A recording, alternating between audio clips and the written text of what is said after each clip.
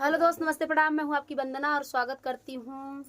रवि पंडित के चैनल पे। हम लोग एक प्यारा सा सुहाग गीत लेके आए हैं। कैसे लगेगा कमेंट बॉक्स में जरूर बताइएगा। चला गलियां की गलियां फिराई कोई रिनिया फिराई कोई रिनिया यार के नाले है करे मुआ के साग ना जो के सोहाग बाढ़ई के नाले है करे मुआ के साग ना जो के सोहाग बाढ़ई भीतरा से निसरी नी मामी हो कावानी दे यार मामी हो कावानी दे यार हम ले करे मुआ के साग ना जो के सोहाग बाढ़ई हम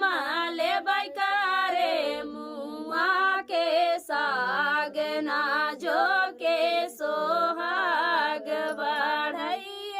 पानी दुलरई तीन हमारी बेटी हो कावानी दे यार बेटी हो कावानी दे यार बिना सागे कावरऊ ना दे ना जो के सोहाग बाढ़ई बिना सागे कावरऊ ना दे ना जो के सोहाग बाढ़ई गलियां की गलियां फिराई कोई रिनिया यार फिराई कोई रिनिया यार के नाले है करे मुआ के साग ना जो के सोहाग बाढ़ई भीतरा से निकरी नी चाची हो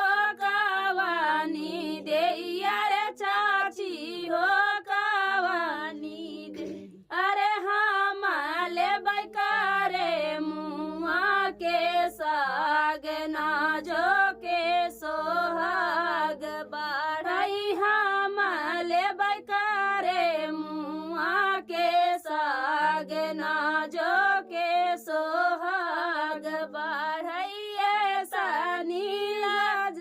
ऐसा दुलाराई तीनी हमारी बेटी हो कावानी दे यार बेटी हो कावानी दे यार बिना सागे कावरऊ ना दे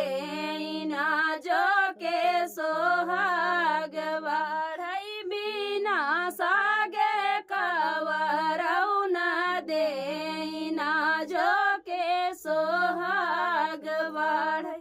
तो फ्रेंड, सुहाग गीत आप लोग को कैसे लगा कमेंट बॉक्स में बताना। फिर मिलते किसी नए गाने के साथ, तब तक के लिए बाय बाय दोस्तों।